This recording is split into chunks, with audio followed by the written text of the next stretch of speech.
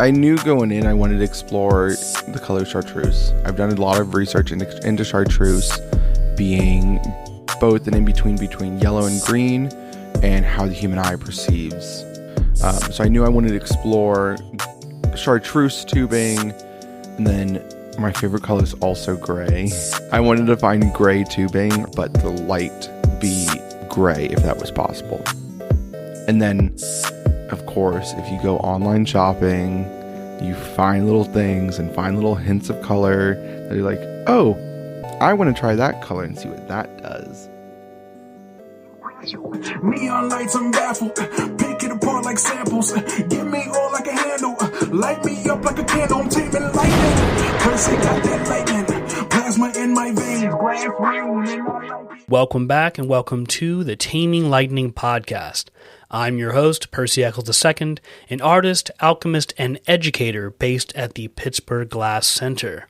Here, I am at the forefront of pioneering the development of a space dedicated to the emergence of plasma and neon light art. Through my personal explorations, guidance by mentors, and rigorous self-study, I've discovered vibrant networks of experts and institutions, fostering insightful conversations with fellow artists, makers, and leaders whose knowledge and experiences are intertwined with plasma, neon, glass, and beyond. Through this podcast, my aim is to broaden our understanding of plasma and neon light, and to explore the creative potential of electrified gases as an expressive medium. Beyond that, it's a platform to shine on a well-deserved spotlight on the remarkable individuals who embody these fields. Join me for another engaging episode of Taming Lightning.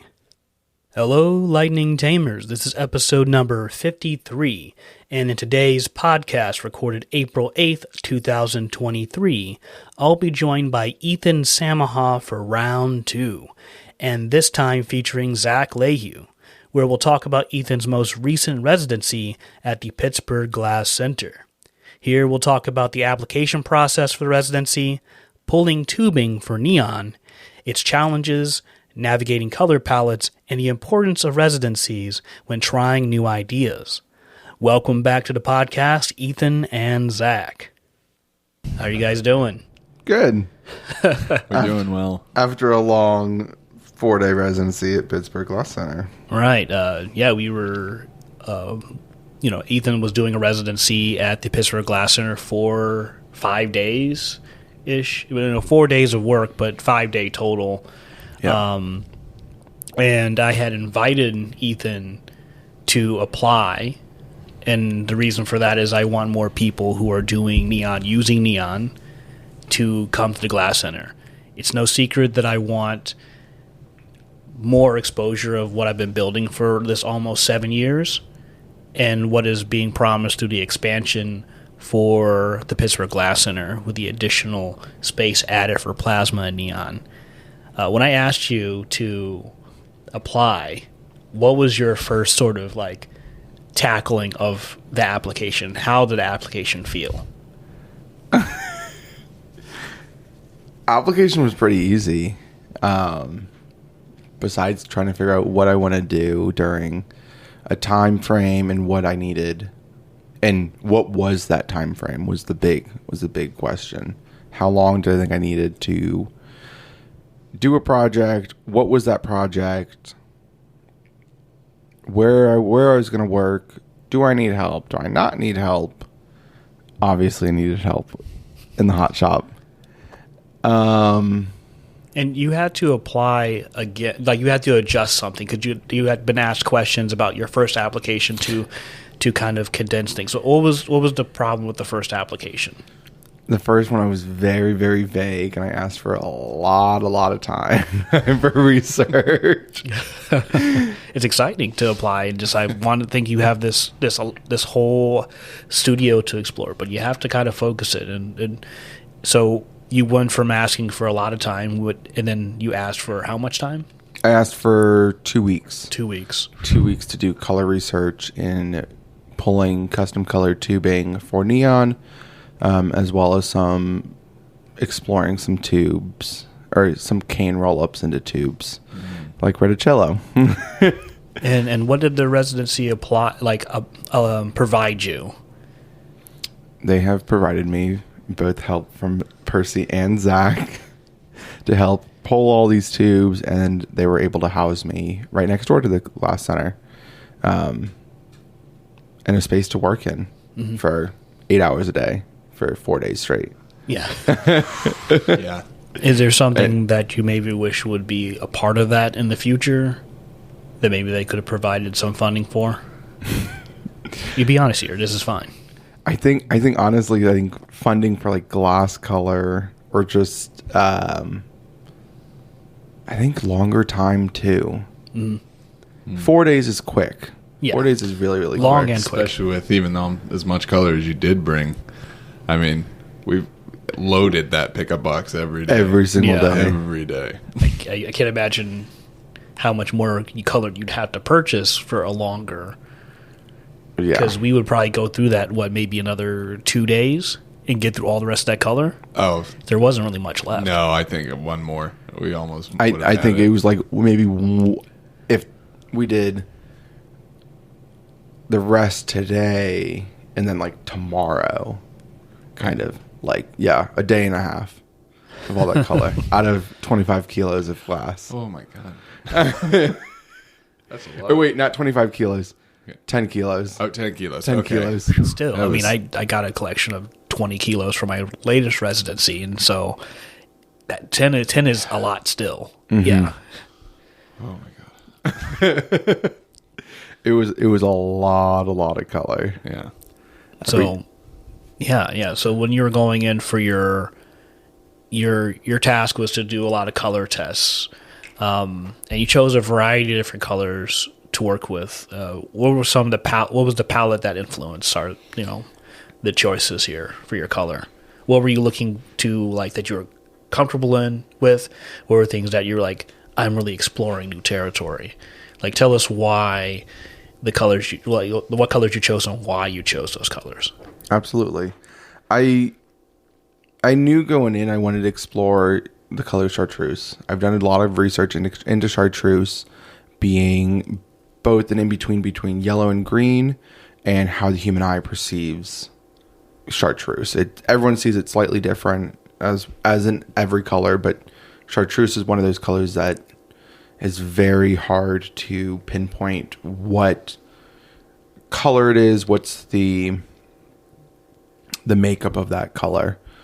So I knew I wanted to explore chartreuse tubing, and then my favorite color is also gray. So I wanted to find gray tubing or make gray tubing to make not just the tubing illuminate gray, but the light be gray if that was possible.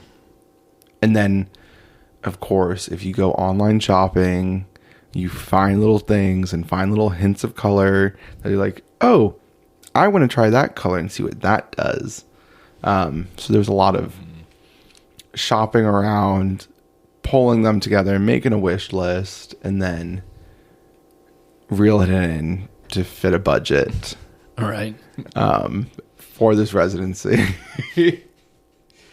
You can't have everything at this moment. Yeah. Like gold ruby would have been really, really nice. I mean, And a lot of things were out of stock too. yeah. Yeah. So that helped with limiting. Gray seems very un-neon. Yeah, it's not really something I would think that comes to mind with it. Just thinking about that. Yeah. But it translates so beautifully though, just from seeing it. Oh yeah, we have a sample on the table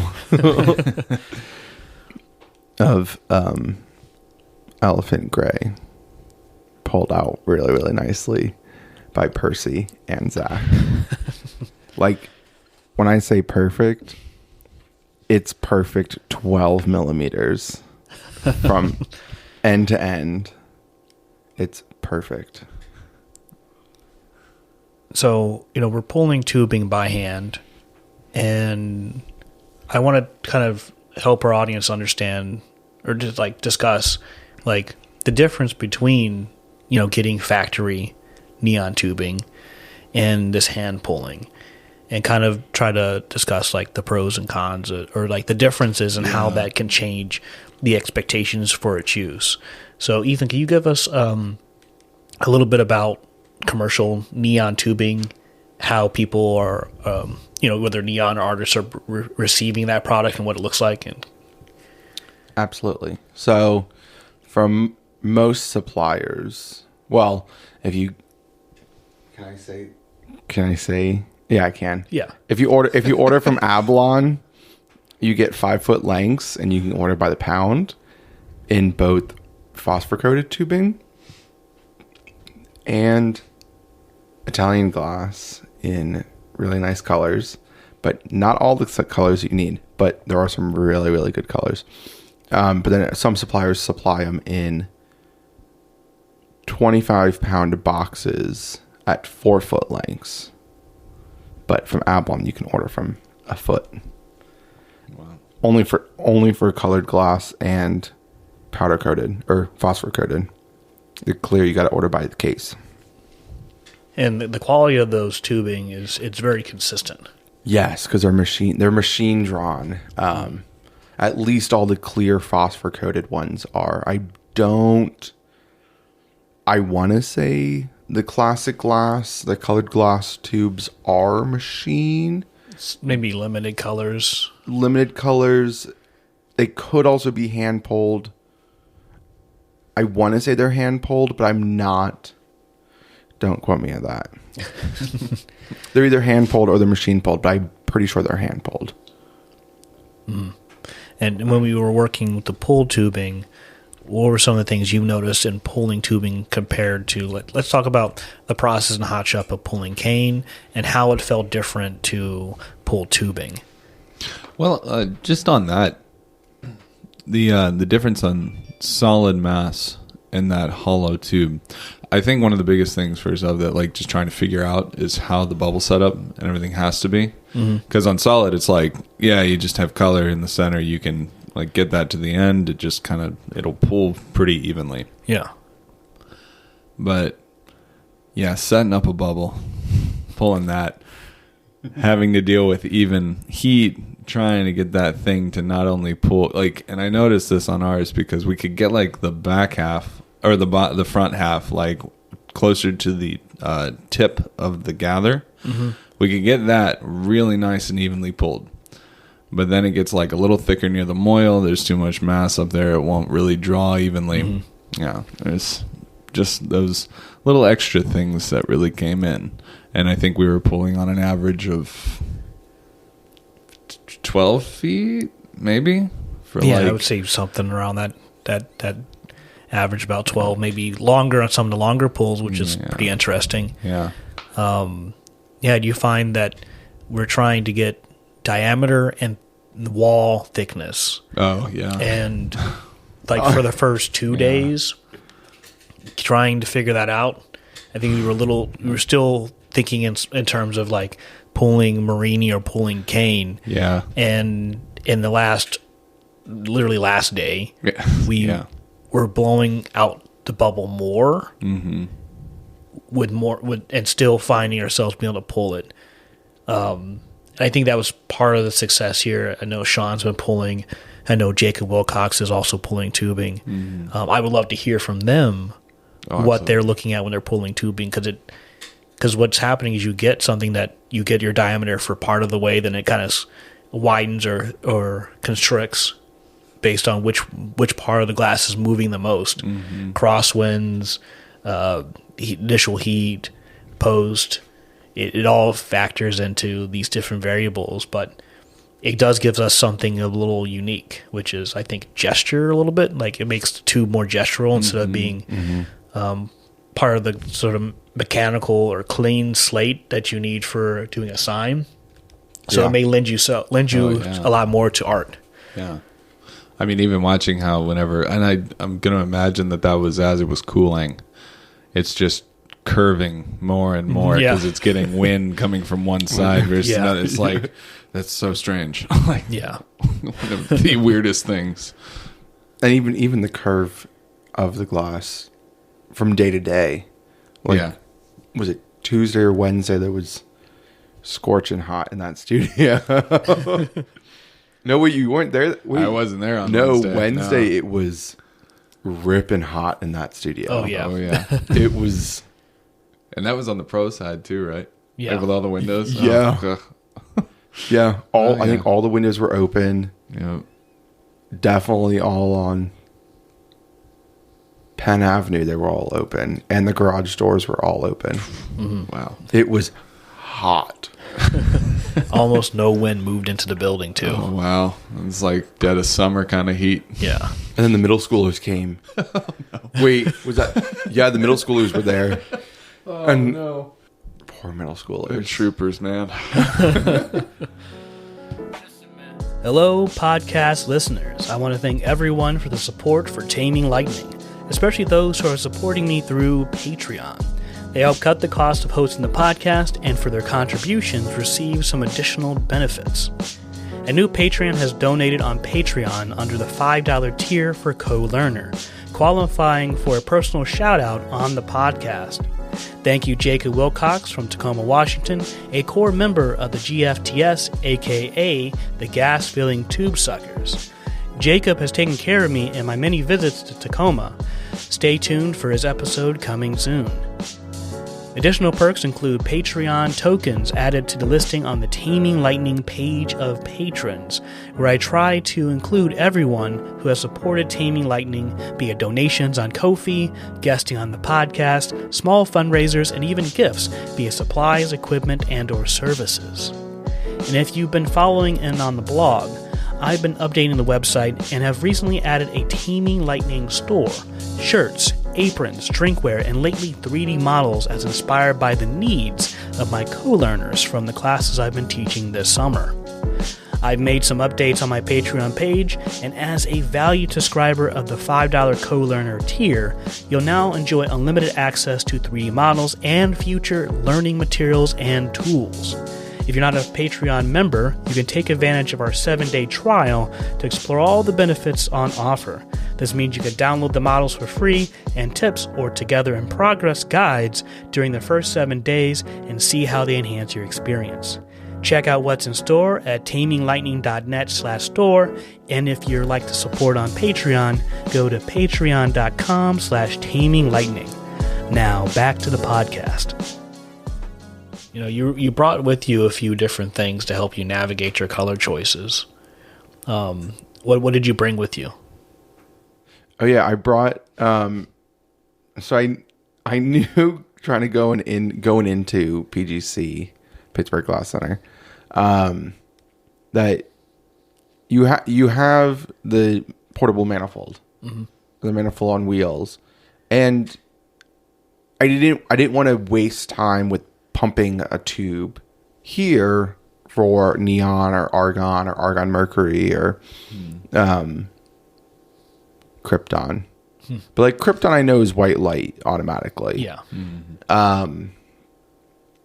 So I brought up some samples of a tube of argon, a tube of neon, tube of argon mercury, so that I could slide these thicker parts of glass over, or the thicker custom colored tubing parts onto the glass, just get it sort of an idea of what the color is going to be before doing experimentation at home and getting tubes pumped and I shouldn't say wasting, but using up these materials, because pulling the same color again, you might get slight variation. There might be maybe thicker color or thinner color, or the batch is wrong from the manufacturer.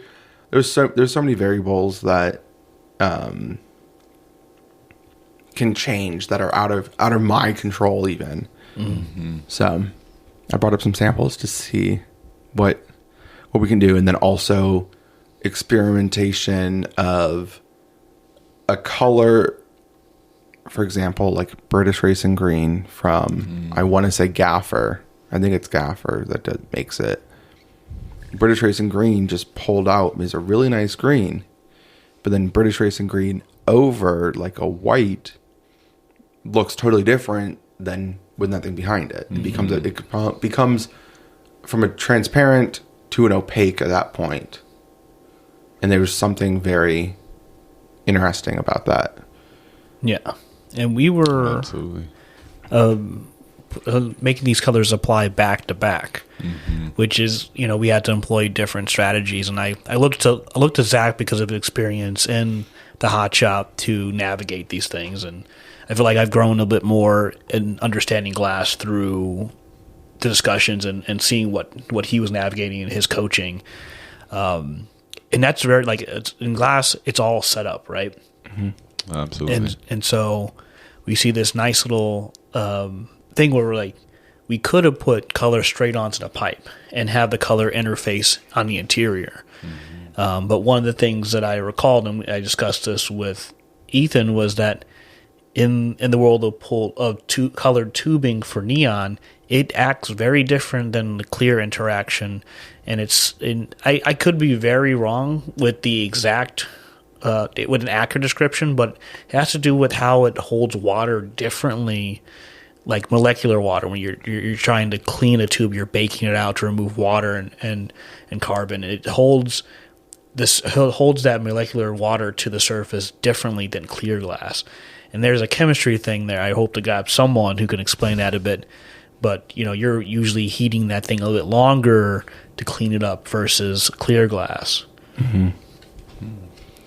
Yeah, so we decided to do clear and then color, and maybe a second color, and then clear over top of that to encase the color, so that we didn't get any weird later process of bending any distortion in the color.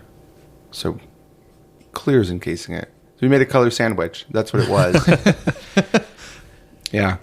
Yeah, you had one color combination from day to day. You kind of set yourself up with different choices, and even within the choices you already designated, you made switches or swaps based on the difference between two different types of white color. Oh yeah, just seeing that with enamel versus oh my goodness, opal. That's right, opal. I want to say alabaster every time, and it's no, we just talked about how much we want to see alabaster. We might have had alabaster because there was a mystery pack that you grabbed. The sample pack. Yeah, so I got colored. I picked some, and then I ordered a sample pack because I was like, let's just have some fun. I don't know why I got the sample pack. It was just, let's get a sample pack. Yeah, it's there. Who knows what colors are in there? They weren't labeled. We'll never know those colors. Yeah, and I think that one was alabaster. All right. I think. Okay. Like yellows turned into reds. Yeah. Completely surprised. Oh yeah. Or blue turned into green today. Yeah. That is still one of the strangest colors I've ever seen. Floral green? Yeah. Yeah, it's so weird. Oh, God. It's very beautiful, though. That looks so nice. It's especially for was it the second pool that we did? As far as the colored ones? Yeah, so. Today. I never saw that. I picked it up for you, right? Yeah. I picked it up for you. I never saw I don't think I really saw the color. Yeah. And never thought about it. You just grabbed it, and it's just you just went for zombie mode. Yeah, and then I just turned and was like, "This is green, right?" I'm pretty sure I know what green looks like. And this is not green. Yeah.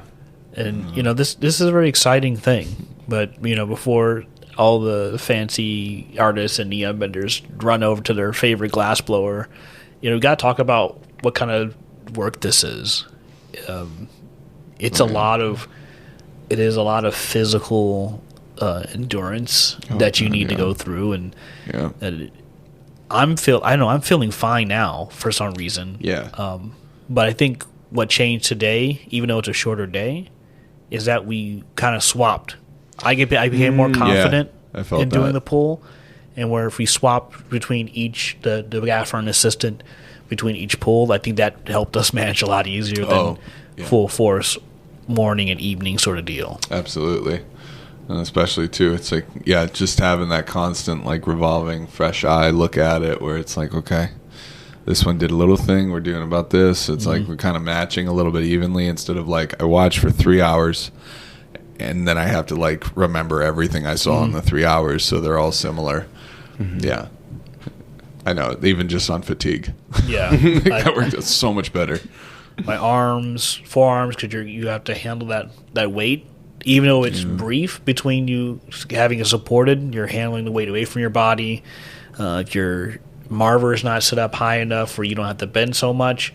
I found that I was bending over instead of bending towards it. And that was just like the positioning. Your body mechanics are very important when you're doing this.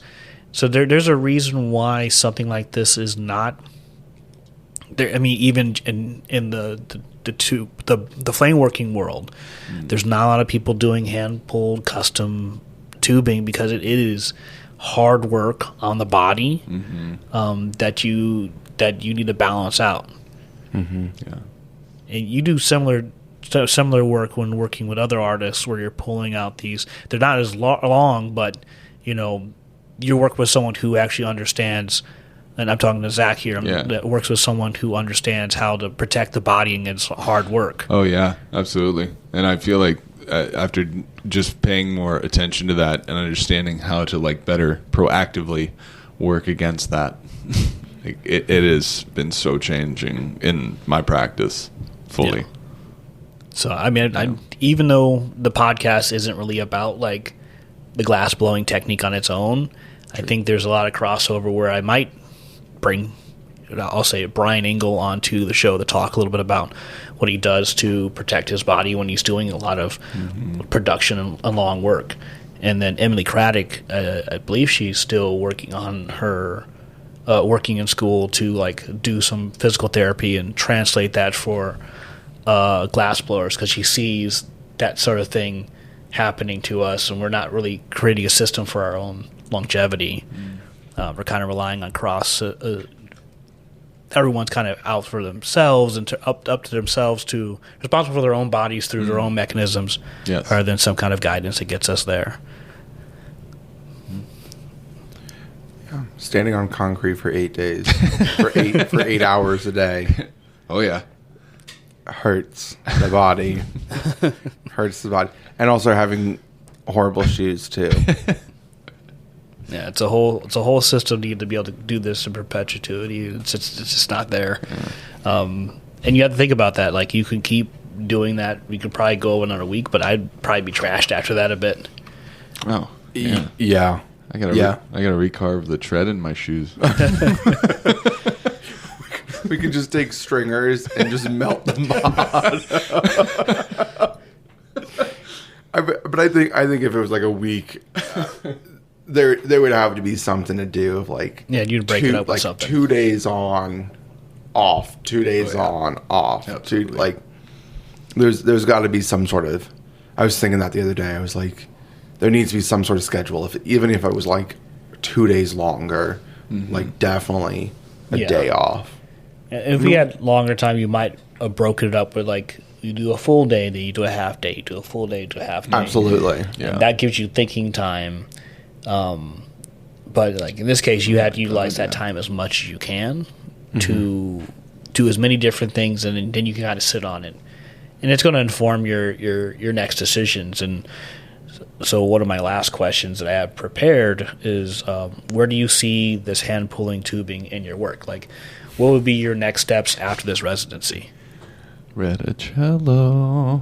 Yeah. Yeah. Well, yeah. We pulled a reticello tube, and I'm quite excited for it. It's a crazy tube. Yeah. It's a crazy tube. It definitely I see that as a test to see if, even if it was possible. Yeah.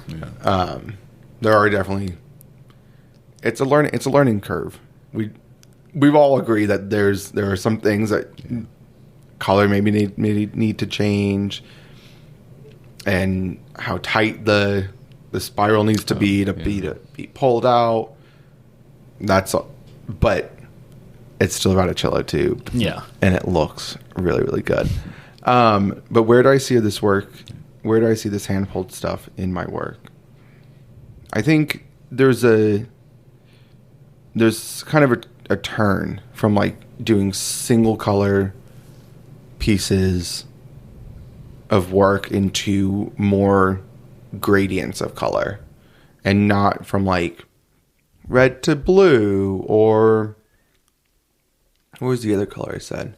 Green to yellow or something, but like the more obscure gradients from like brown to orange, and then maybe orange to purple. How do those colors interact, and how can I show those through pulling tubes and mixing colors and doing different gas fills and playing, really. But then also like single objects, and like the tube in front of us is gray and it's a super soft light output with argon. Oh wait, no, it's krypton, xenon, and neon. Yes. Yeah. It's super soft light. So there's like a softness to it, and I think that's something I want to explore, is that softness of light and color, where I don't really see it much in neon art or signage. I think there's like the argon and there's the krypton and there's the xenon and stuff. But what's that other? Yeah. What's that colored softness? What's color in the softest way, instead of clear tubing with argon, or even a phosphor coated tube and argon alone? But what's more color output? So I think that's where it's heading, is softness. And then also like how the tube looks when it's on and when the tube is off. And if that color separation is the same, or even during different times of the day, if it's midday or it's late at night, like what's that? How is it living in a space for long periods of time? How is it? Its home is on a wall somewhere, or on the desk or somewhere. How is it taking up space, and how is it living in that space? I think those are questions I need to figure out and solve. Yeah. Even if there is not an answer. Yeah, we did a lot of, experiments or explorations. Each of the things that we tried out could have been its own focused part of the residency. Is there something that, and I can ask both you, Ethan, and Zach, of the residency, what was one of the things we were playing around that you would have been interested in exploring further? I think... Like if week 2 was like, we're going to focus on one thing for that week, what would that have been? I think more cane work in tubing, and pulling out canes and sort of patterns and roll-ups, and are we pulling them straight? Are we twisting them? Are we incorporating color into, instead of like wrapping black in clear, doing black in a light blue, transparent blue, or a red, or a different color, or is the base even a different color? And mixing up that. But then I think also, like, we also pulled optic mold cane. Oh yeah. I forgot we did that, and like exploring that even more. I mean, that's something. And then like how does color change that? Yeah, exactly. But I think cane work and tubing could be a long study, I think. Well, I agree with you fully on that. Really, I would love to see more of that. Just even, I mean, we were discussing earlier, just even on the thickness of the cane, where it exists in the wall, everything like that is going to yield just a completely different result. And then adding color on top. Not only on color on top, but even if you like made it into a stuff cup and then stuffed that with a bubble of color and then pulled the tube. Yeah. What it will just yield an interesting result. Because just like pulling that tubing with different color combinations, just pattern is also endless. Or it feels endless. Yeah. Like, yeah. And I think also like going from color is endless to, okay, how is this color going to react to different gas fills? Yeah. Oh, yeah. And which gas you're going to use and how much gas of one, or are you just doing neon or argon and mercury? Or are you getting into the more, I would say, more specialty gases of krypton, xenon, helium? I don't want to get helium. Nitrogen. Helium is such a nice color. I would die to see. Oh, helium in that optic cane would be so nice, I think. Yeah, but also just playing with like more color, I think. Bolder colors. I think I went... Yeah. I would say a very mild color palette. I think a lot of greens, a lot of grays. There's like a purple area here and there. Besides the sample pack really, I shouldn't have used all the sample pack on day one though. Day one was a lot of reds and oranges and like a green. It's beautiful. There's a tube called Sunburnt Pepper. I started naming them weird names. Like the optic mold tubing is that plastic roofing material. Wait, was it the plastic roofing? Or was it the plastic walls? I'm blanking on it because I know both of those came up. Both of them I think I came missed up. that conversation. But like, but like the greenhouse, like plastic, like wavy, Almost corrugated. Like almost roofing. corrugated roofing. Yeah. It was like an optic mold. The hot shop is a fascinating place. There are some really weird conversations and naming things happen in that place. The cradle of inspiration. There was so much inspiration in there. Yeah. I liked what was happening towards the end where we were you're just like, I just want to do this thing. I just like these two pieces of color stuck together. We should just mix them together and see what happens. And all of a sudden it's like, oh, like you have two colors. What if we chop, like, how do we get the spectrum between them by mixing up the proportions between two colors by weight and size of the bar? Oh, yeah. That is something I love to see. You already have slightly a bit of a start to that that you can play with and just like, okay, that I'll come through and pull it again. But like, Yeah. like that's I'm excited by that too. Yeah. There's so much to be excited about for the residency. We just discussed so many things also about that. Like, if you could set it up like this, if you did like do two colors and change your proportions, and it's just like so many things. There's again so many possibilities. Yeah, changing proportion of one color versus another color. How do those mix? I think even doing a two-toned tube. Yeah. Oh yeah. Are they split down the middle? That we're pulling and one side's pink and one side's green, or both ways on that. Yeah, there you go. Like, are they going this way? Minutes. Are they blending? Is powder an option? Is doing some really, really weird. Yeah. Could you imagine frit? Like going through F0 or 00 all the way through F5 just to see the differences of the pool and how they would catch the color? Now I think about it. It would be.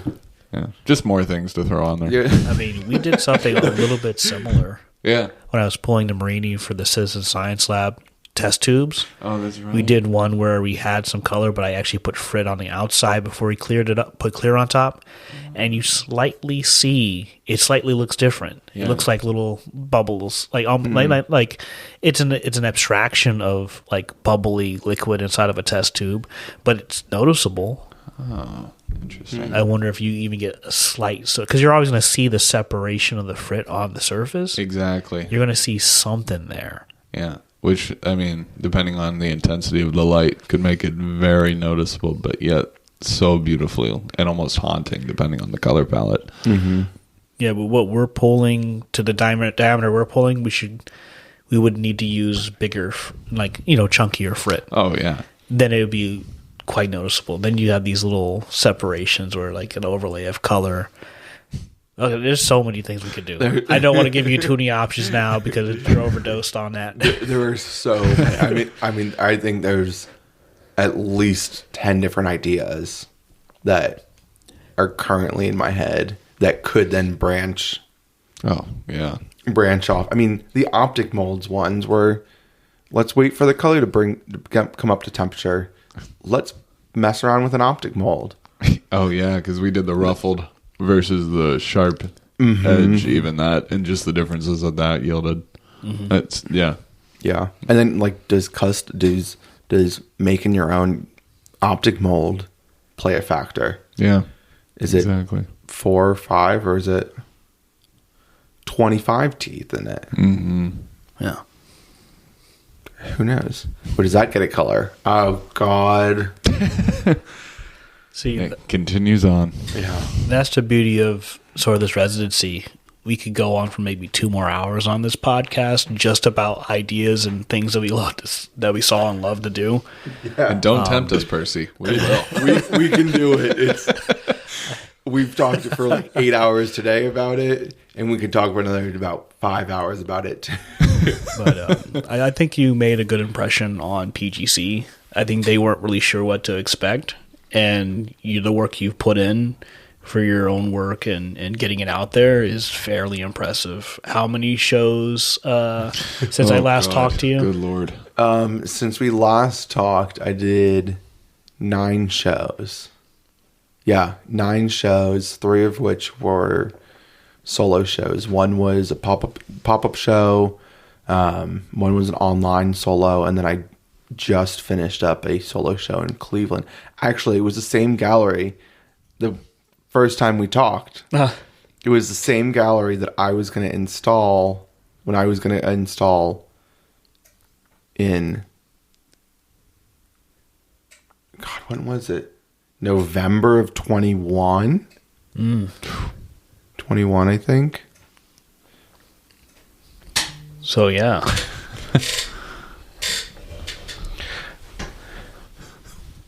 Yeah, so I did 9 shows, 3 solos, and I was in one international one at Neon Light in St. Peter's, Australia. It was full of Australian artists. I was the only American in it because it was only supposed to be for Australian artists. And somehow I was allowed to apply and be in it. Yeah. So 311 days of showing and 9 shows. I don't know why I did it, but it's time to refocus on that. Thank you. Thank you, Zach. Of course. Thank you, Ethan. No problem. Thank you. Thank you so much, Percy. Thank you, Percy. Thank you for listening to the Taming Lightning podcast.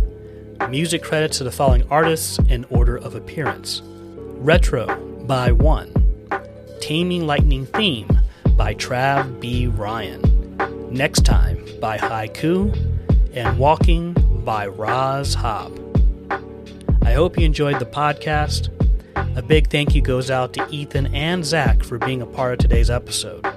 This residency has truly boosted my confidence in the realm of glassblowing, adding to a diverse pool of skills and knowledge I gathered on my journey. Now, whether you're a fellow glass artist or someone from a different creative sphere, I encourage you to explore the artist residencies offered at the Pittsburgh Glass Center. If plasma or neon work intrigues you, don't hesitate to apply, and feel free to mention me as a reference.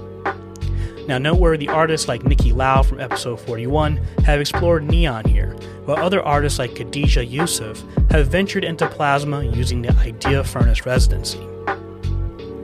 So, I'd like to extend my thanks to the Pittsburgh Glass Center for supporting me as a place of research and inspiration, and the Plasma Art Alliance, where I have an access to a well of knowledge and connects me to some amazing and supportive people. If you'd like to support Taming Lightning, subscribe on the newsletter on www.taminglightning.net or follow on Instagram at Taming Lightning.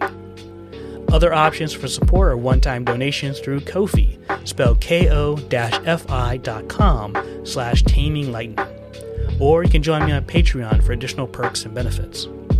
I have links provided in the show notes, so feel free to share, comment, and subscribe, and I'll see you next time.